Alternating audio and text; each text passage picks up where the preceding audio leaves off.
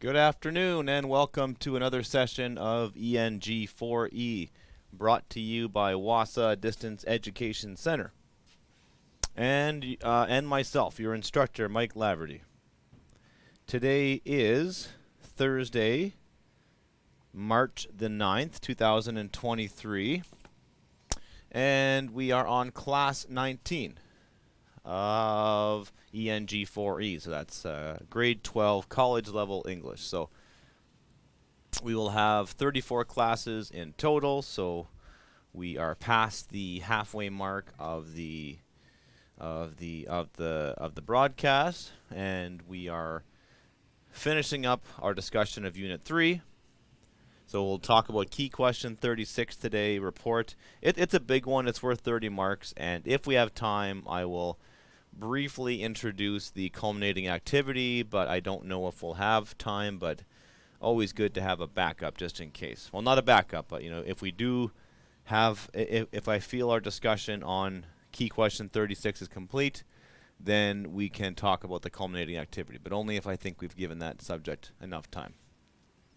The WASA office will be closed from Monday, March 13th to Friday, March 17th.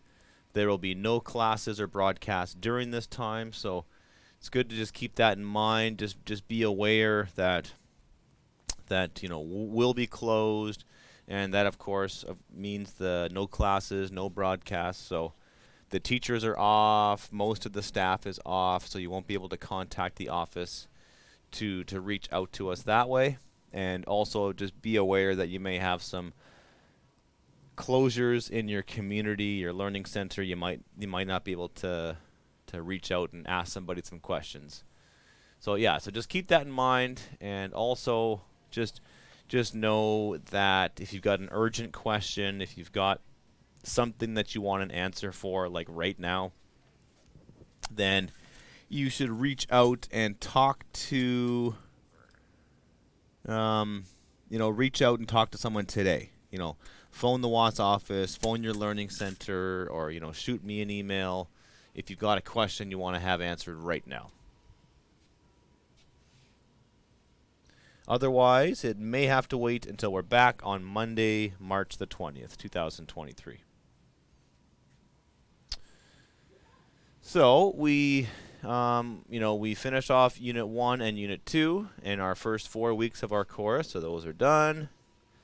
Unit 3 is started in week 4, took all of week 5, and will take, probably a couple of classes of week 6. And then I think that Unit 4 will be the remainder of Unit 7, Unit 6, 7, and 8. Sorry, week 6, 7, and 8 will be devoted to week 4. And that'll give us a solid week, maybe more, maybe a week and a half to do the final exam preparation. So I like to make sure that my students are ready for that final exam. The final exam is worth 20% of your final grade, so it's a very big chunk of your mark in this course. So the final exam is 20%, and your unit work is worth 70, and this is all in your study guide, but it's good to culminating from Unit 5, Unit 4 is worth 10%. For a grand total of 100, right? If I've done my math correctly. But 20% of your mark will be that final exam. And so I want to spend time preparing you for the final exam, but it's also a good time to just kind of go over the key concepts from the course. And as I mentioned yesterday, probably spend some more time talking about the novel where the rivers meet. So if you're listening to us live, thanks for listening in on 91.9 FM and or Bell ExpressVu channel 972. You can phone the studio at 1-807-737-4017 or toll free at 1-800-465-7144. And you can also go to zoom.us, click on the join button, and enter the meeting ID, which is 417-6699799. And you can find me on YouTube by searching Laverty Wassa. Also note that you can request that we put these YouTube classes onto a USB stick or some other way, and we can send them up to you if you've got a Chromebook, or we can supply you with both, supply you with the Chromebook and supply you with the USB stick on it, so you can watch my classes that way if you have no internet access, or you've got spotty internet access, or there's some kind of issue with getting online to stream these videos, right? So that's just an option we can do for you.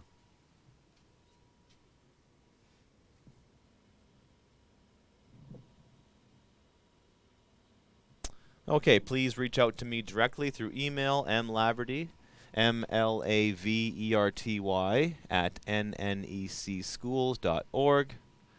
You can find me on Facebook or Messenger at Laverty Wassa. And you can phone me at 1-807-737-1488, extension 2211.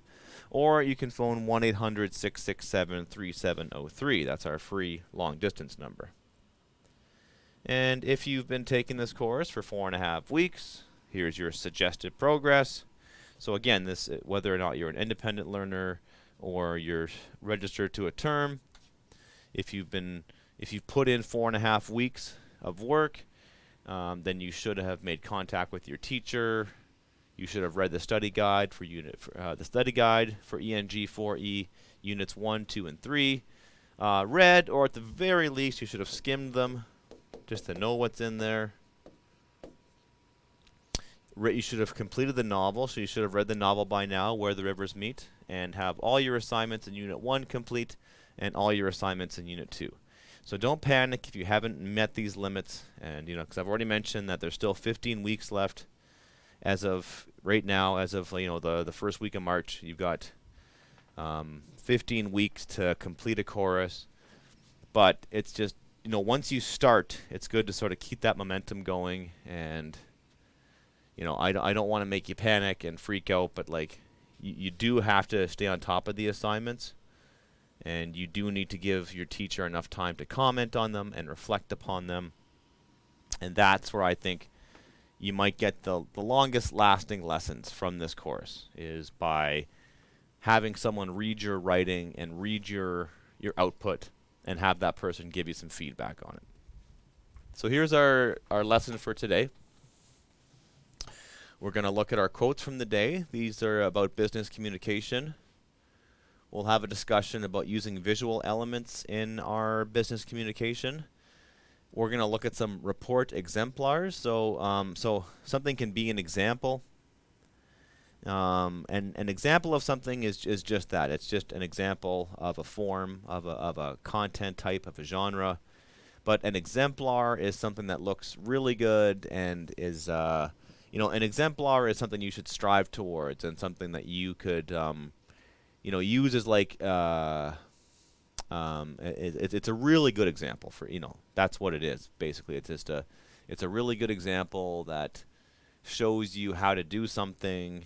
And it just gives you a roadmap. And if you study it and analyze it and break it down into its component parts and ask yourself, why does this work? Then you'll learn lots from it, and you can then use that in your own writing. And that's what we do. When we look at templates, when we look at other work that other writers have done, we look at it, but the act of analyzing it and breaking it down and talking about its format and talking about its purpose, that's a very valuable thing to do, because it's going to let you do the same thing. And that applies for a lot of forms of art, whether it be novels, short stories, painting, sculptures, being an athlete, being a hockey player, being a construction worker, If you can see other people doing stuff, then you start to develop your own sense of style and what you like to do. Because a lot of what this comes down to is just making decisions, right, and making choices. You know, this font versus that font, and this color over that color, and this arrangement over that arrangement, right? We'll look at key question 36, which is, of course, about writing a report. And if we have time, look at the culminating activity. Your learning goals for today are to analyze 2 real-world examples of reports to determine their format and their purpose. So again, we're placing an emphasis on those 2 words, format and purpose, right? So how something is delivered, how it's formed, how it's organized, and what it's for. How is it useful? Who was it useful to? Who wrote it, right? And good writing is often useful writing, right? It's writing that somebody finds useful and has a need for. And then if time, you will take notes on the required elements of the culminating activity. You'll become familiar with various forms of business communications by reviewing their format and purpose, and brainstorm ideas for your report, key question 36, and if we've got time, you will write down a list of potential organizations you can consult to complete your culminating activity. But before we do that, we will talk about our quotes of the day. This one is from Gilbert Amelio. He is an American technology executive, and he says, developing excellent communication skills is absolutely essential to effective leadership. The leader must be able to share knowledge and ideas to transmit a sense of urgency and enthusiasm to others. If a leader can't get a message across clearly and motivate others to act on it, then having a message doesn't even matter. All right, so you may not think of yourself as a leader or envision yourself as a leader in the future, but I think it's important to just adopt that mindset. And if anything, you're the leader of your writing projects. You're in charge of them, and and you're the leader when it comes to your life and what you want to do with it, and achieving your high school graduation, going on to post-secondary if you want, finding a career that means something to you. So it's just good to believe in yourself and to adopt that leader mentality. And so I really do like this quote, and I love the last part especially. So if you can't get the message across clearly and motivate others to act on it, then your message doesn't even matter, right? So when we talk about the assignment today, the report, it's about, it's communication is not just you communicating the ideas in your head. Effective communication, especially in a workplace, is changing what's in someone else's head, or motivating them, or inspiring them to do something. 'Cause that's really what you're trying to achieve, right? You're trying to make somebody else do something, or it's. But even if you just give them the information, you don't want them just to get the information. You want them to receive the information and to think about the information and to care about the information, right? You may be writing a strictly informational report where you're just giving information and people don't actually have to do anything. But information is just that. There's so much of it out there, and there's so much of it on our phones and crossing our desks, and we live in the information age, and people are just swimming in information. And so the hard part about being a communicator, whether it's in the workplace or whether you're a screenplay writer, a novelist, a dancer, a sculptor, a painter, the real challenge is to make people care about what you're writing, right? And to do that, they have to find it valuable, and they have to care about it, and they have to think it's going to mean something to them. So that's the hard thing. I don't know where I read this, but I read it in a book somewhere, and they use the example, or I guess is it a metaphor? I guess it is kind of, but like when you've had like a really vivid dream, and the dream is really powerful to you, and depending on who you talk to, when you share the dream to somebody else, they didn't experience the dream. This was in a book about writing fiction, but it's really applicable here, right? So they didn't have the dream. They didn't experience the dream. They don't care about the dream the way you care about the dream, because they didn't have it. You had it. And it's your responsibility to make them care, about the dream, right? And And that happens in the way that you choose to tell your story. Okay, so that's really important. So how we say something is often as equally or as important as, or sometimes more important as what we're actually saying. Sidney J. Harris, an American journalist, says the two words information and communication are often used interchangeably, which means you can swap one for the other, but they signify quite different things. Information is giving out. Communication is getting through. So I think that kind of speaks for itself, given what I just said. Communication is getting through, while information is just giving out. So information is just simply what you send out, but communication is getting through. And I think that's, information is all about me and getting my views out in the world and spitting out my stuff, but communication is making somebody else care about it and making somebody else listen to it and making them do something or change their mind or whatever the case may be. Walt Disney, the American animator, film producer, and entrepreneur, said, "Of all our inventions for mass communication, pictures still speak the most universally understood language." So I don't know when he said that, but I think it still holds true for today. Images are powerful, and they do tell a story. So with that in mind, I want to just get into some, just a brief discussion about using visual elements in your writing. So especially in your report, because you're asked to produce 2 visuals. These are some visuals you might want to include. This is, of course, an example of a pie chart. And a pie chart's useful for when you have a bunch of different categories, but they all amount to something. They all total up to to something. So if I poll people and I ask them what their favorite movie is, the pie graph, so this, it's all people. It's all votes in one image, but it also tells me how many voted for each category, right? So a pie graph should be immediately, I can just look at it, I can get the information. So if you've got a bunch of stuff that adds up to 100, or it's when you're totaling up something, so a lot of fruit got sold, and these are the different categories. So in a glance, I can see, what sold where. So you might want to include a pie chart in your graph. You can make these in Word. You can make them in Publisher. Canva is a really good software that I use all the time. Or you can make them by hand, the old-fashioned way. So just keep that in mind. You've got line graphs can be used.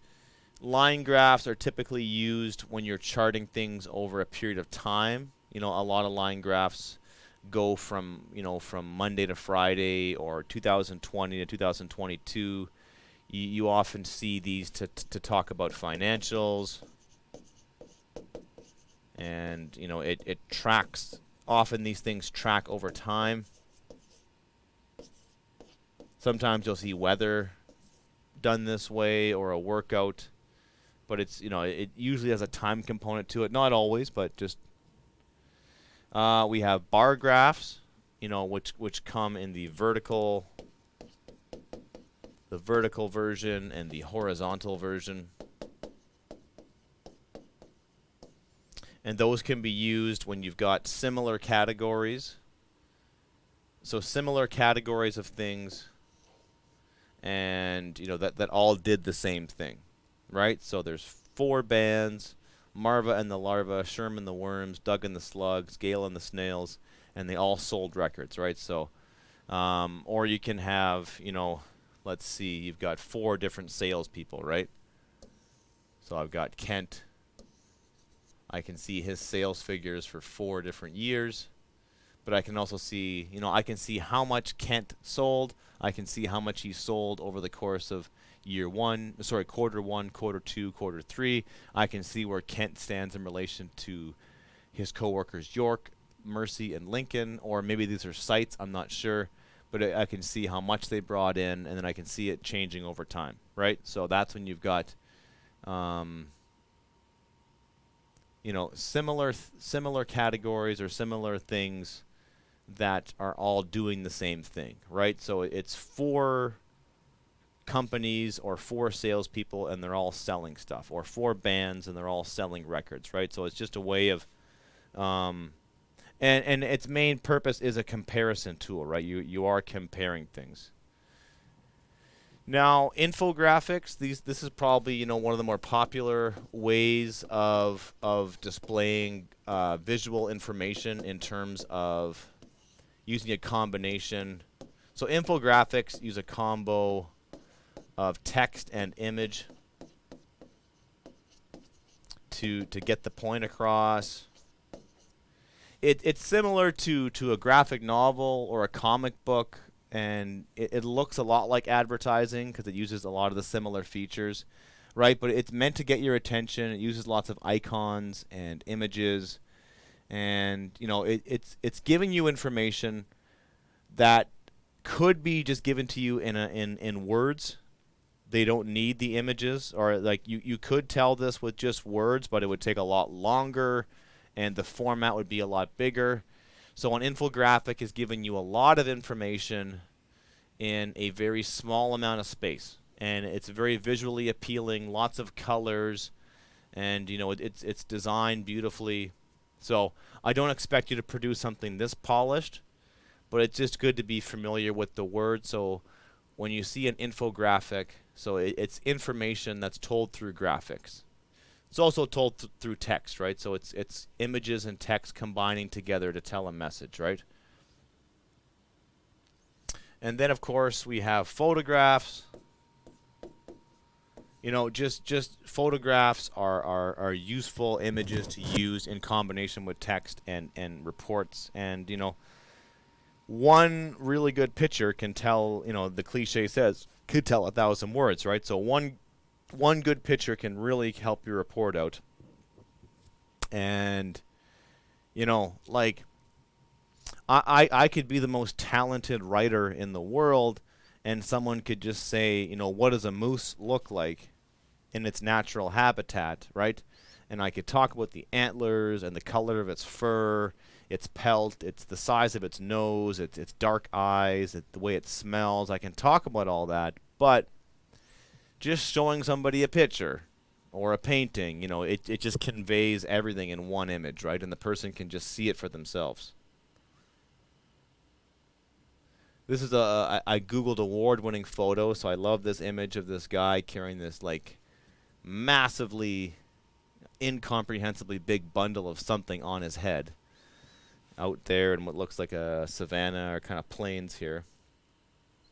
There's the image of a fisherman who's if you're not familiar with this, there's these guys, or men and women, who go out on these really skinny boats and they fish, and then the birds actually fish for them. So like the birds will fish and dive for food, and they've been trained not to eat it. They actually spit it up and give it to the fishermen. So I just found like some really cool images online. All right, so I thought we could have a quick look at some professional examples. So I've got the SLFNA, that's the Sioux Lookout First Nations Health Authority, their annual report from 2021 to 2022. So I wanted to just, talk about that real quick.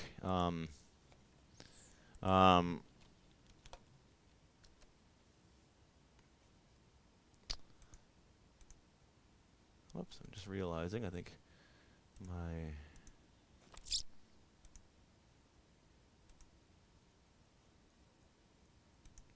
realizing my Zoom had dropped out there, but we're all good. So I'm going to go to my, so I'm sharing my Google screen. And what I'm going to do is I'm going to go to SLFNA annual report. And we'll see what I have here. So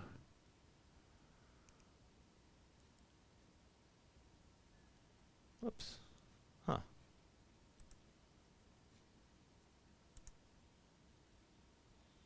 Okay. So there we go. So there's 2021 to Sioux Lookout First Nations Health Authority Annual Report 2020 to 2021. So this is an exemplar. So it's a report. So many organizations produce an annual report at the end of their year to report to people what they're doing with their money, how they're spending it, what kind of programs they do, you know, what their mission is, and all of that, right? So if we look at it, we've got the corporate logo up here in the top. We have the name of the report itself. We've got a lovely image of a mother and a child, and we've got like a watermark of the background, right? So that's a beautiful cover image. They have a dedication. So they dedicated it to all their teammates during the 2019 pandemic. And they have a quote here. It says, "From the physicians, healthcare workers, to the CRRT, the data entry personnel, and every employee in between, thank you." So they're thanking people for kind of battling through.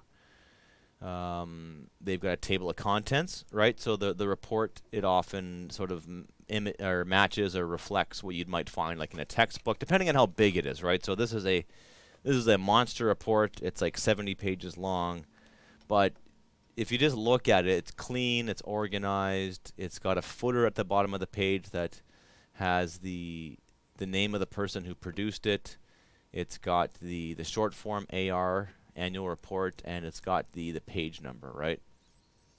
So they use lots of images. We have it's produced in memoriam of David McAhonik, who was a part of the transportation team for 18 years. So that's nice to see that, how they gave him a dedication.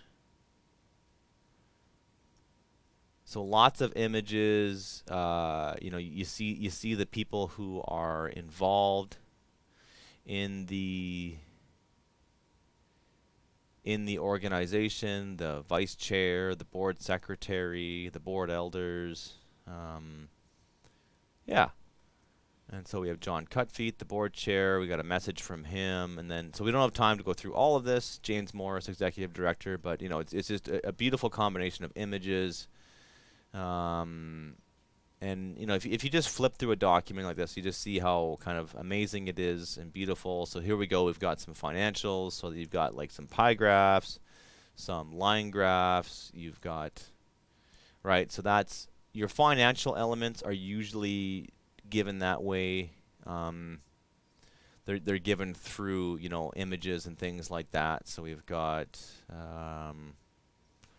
their financial statement. This is the audit they submitted. We've got, you know, comments from people who worked there. So we've got some infographic type elements right here. So they've got 483 total staff, which is amazing to think that they have almost, you know, they started 58 new positions in that time, right? So it's actually pretty amazing that they have that many people. So if you just flip through it, and it's just really, I mean, you can flip through it for the content if you want to learn more about SLIFNA, and that's awesome. But like, I would just flip through it and just to see how the information is organized, and just to give you some tips on how to organize your report, you know, when it comes time to doing that. And you'll notice that it's done in two different columns, right? So you've got column 1, column 2.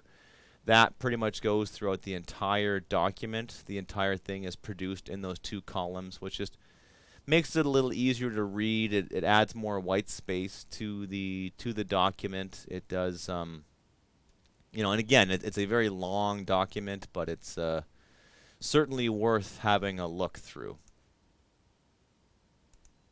And we'll come back to it in a bit, but I just want to keep moving with this with my presentation here. There's this one too. So this is health in the north. Let's see. I got 20 minutes here, but let's see. Health in the Northwestern Health Unit. There we go. It's a report.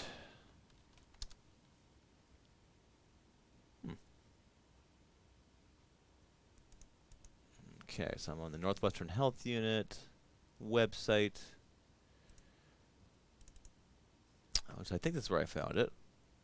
And our services, COVID-19 for professionals. Yeah, now I'm not entirely sure where I found this. Good thing I wrote down the URL. So that's healthinthenorth.hqontario.ca. So healthinthenorth.hqontario.ca. So that is, see if I can remember that north. Healthinthenorth.ca. Sorry, I am not.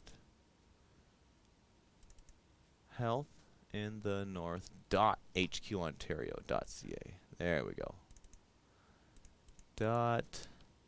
.hqontario.ca. And this is an online report, so it's actually the report itself is given through a website, and so this is really nice too. So this just you might want to just have a look at that too. I'll put the links in the description of this YouTube video. Lots of great detail. You see they got maps, they've got key stats broken down. This is a website, so they've actually put some animations in here. Lots of great pictures. We can see who they're talking about. So, you know, it's nice when you connect it to a person. You see you have the people icon right here. And I think that's kind of one takeaway we can think about when writing a report. It's, you know, sometimes you can get really focused on the details and the information. And sometimes you can kind of forget about the human impact and just forget what you're really talking about. So if you want to be heard and if you want to change people's minds and inspire people to take action, you've got to talk about how your report is going to change people's lives. So with that in mind, let's look at key question 36. So it's a scenario. So you and a group of friends, male and female, have a keen interest. You have a keen interest in having a new daycare center built in your community. You have all realized a need for such a project from listening to what others have been saying and from your own personal experience. It has been a concern in the community for a while that working parents of small children are having difficulty at times finding reliable care, which has made the job situation a struggle. Right, and WASA students, just like yourself, who work have expressed difficulties in keeping up with their studies during the day due to always having kids around them. The answer is to build a new daycare center that caters to the needs of families with small children. So that's the problem. We need a daycare. How are we going to do it? There would be several jobs in construction. It's a project worth promoting and becoming a reality. An estimated $200,000 is needed for the construction phase of the project. However, a proposal has to be developed to seek this necessary funding. Your task will be to produce a proposal on behalf of your friends and community, which will be presented to your chief and council, and then forwarded to the appropriate government agency. If approved, your proposal will ensure that the new daycare center will be mostly you know, to ensure the new daycare center is approved. It's a project worth promoting and having become a reality. Sorry, that's not a typo, but a repetition. So, your friend's task will be to produce a proposal on behalf of your friends and community, which will be presented to your chief and council. So you've got to produce this proposal, and they need to accept it, and then you need to secure that money. So it's not a real situation, but that being said, it's a situation that definitely affects a lot of people, and it's a very real problem in Canada, especially, and in the north. So people are having a hard time with finding daycare, finding people who can look after their kids so they can get on with doing what they need to do. So if we're going to build this daycare, we have to ask ourselves, what location would the facility be built? How many families would such a facility support? And then based on the information provided in your proposal writing, include the sample proposal in this unit. So you're looking at that sample proposal, and we're going to do that in a second. You are to put one together to address the concern identified here. You will most likely need to carefully review the information sections and also read through the sample proposal again to ensure you'll be on track with the various steps involved. For the actual proposal, ensure you have appropriate headings identified along with content to include. Use of the writing process, including revising and editing, will be particularly important in this regard. So you're only giving me a final copy. This one does not require a rough copy, and it should be approximately the same length as the sample proposal examined earlier. Furthermore, the final copy of your proposal must be produced on a computer, and you must use at least 2 visual aids in your proposal to add to its overall quality. So those visual aids include photographs, bar graphs, line graphs, diagrams, icons, logos. So just you need some visual elements in there. And if you wish, you can write a proposal to address a different concern or need, but you have to let me know ahead of time. So if you want to do a different one, that you got to let me know, and then I can approve it. And just let me know if you can think of a different topic or a different need that you could address, and then I can take it from there.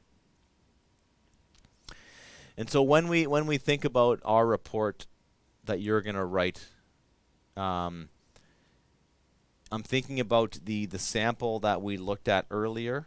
So you might want to do a title or a cover page. That's optional, but if you can do one, it certainly makes your work look more professional.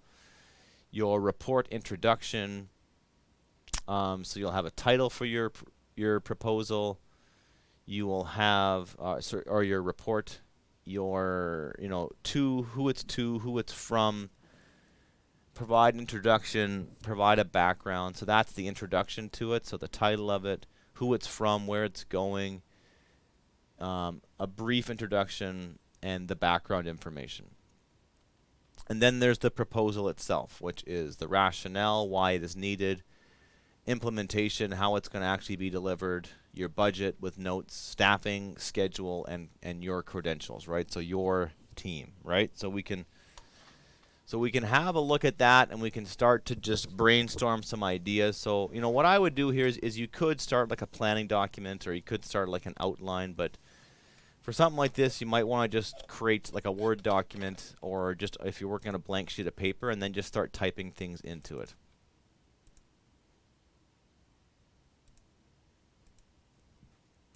So I'm gonna save this as this is my key question 36.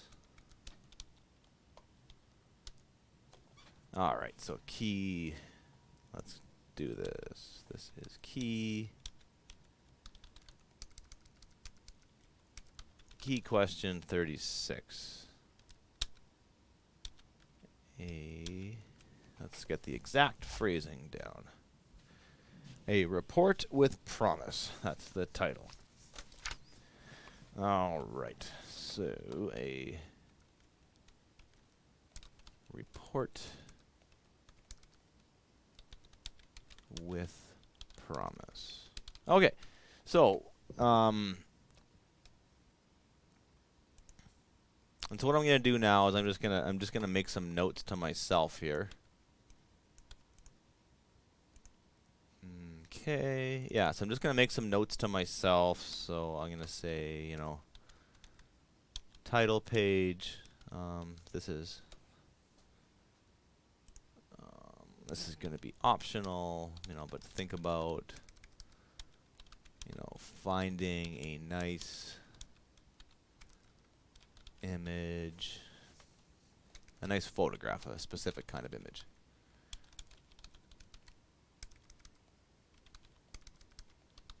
So I'm going to do my community of Sioux Lookout, and so I'm going to do the required elements. So the title,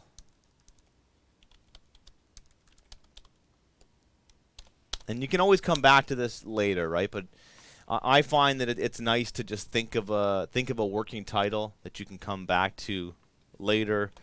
I can't really think of one off the top of my head, so I'm just going to say a new a new daycare for, you know, my community of Sioux Lookout. So I need a title. What else did they have in their report? They had, so they had the report introduction. So that's sort of like the, and again, I'm basing this all off of the example that's found in the unit handout. So that is, it starts on page 13. So theirs was actually, they actually did it, they had request for funding. So, you know, I'm gonna copy their headline here. Or actually, yeah, well, no, I'm not gonna do that. So 2.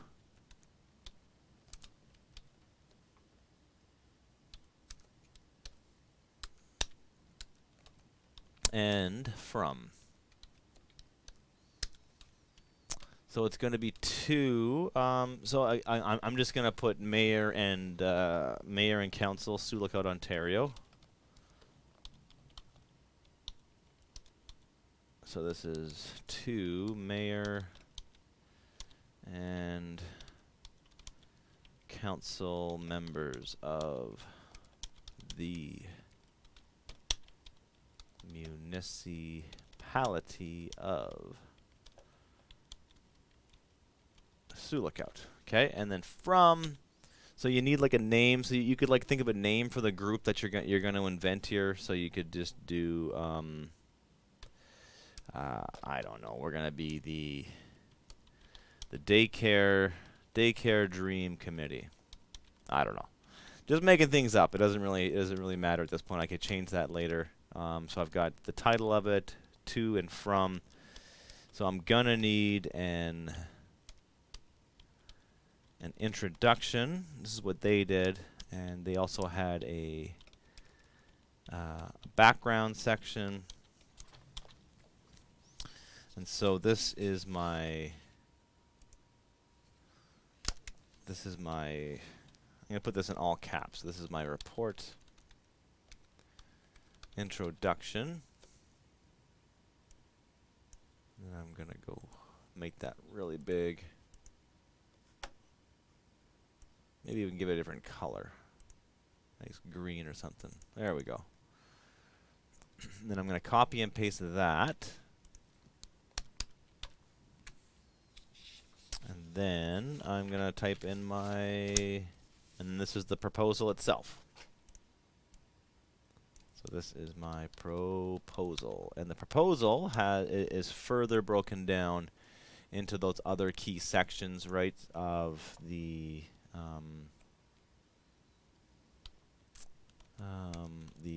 rationale. That's the reason why we have it. There is the, I'm going to call it project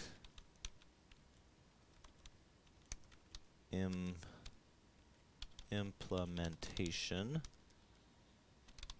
And then I'm going to have my budget. And then I'm going to have, you know, it's going to be with my notes. And then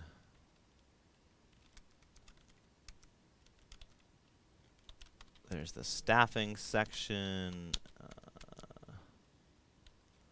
There is the schedule, or I guess you can call that the timeline.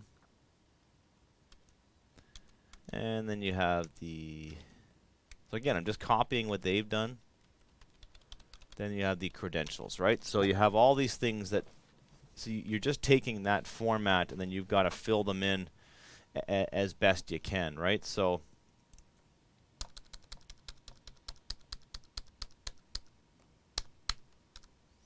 you're getting halfway there just by getting all these categories done. Now I've got to produce some writing for each one of these categories, and then it should be a similar length to what they've done. So it's actually quite a bit of writing. So it's 1, 2. it's 2.5 like pages of writing, right? So you do need to produce quite a bit of content here. So you could just put some notes here to yourself. You need to introduce the problem. Make up some numbers that are relevant or reflect your community. For example, like how many people or families need daycare services. You could talk about the waiting list. You could talk about the problems with not having daycare, all that, right? So the introduction is where you're talking about the problem itself, and and then saying, and then you also need to include that you're asking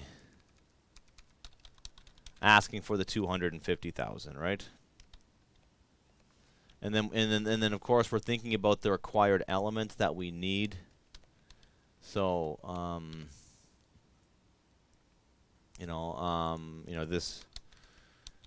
this could be one. So one of my visual elements could be on the title page. One of my visual aid. Going under my budget, and I'm gonna need to include a graph of some kind here. That what's it gonna do? That breaks down our expenses. Might do like a pie graph for that. Right? So I'm just giving myself some notes. I'm going through all of this. So staffing. And so staffing is where you talk about how many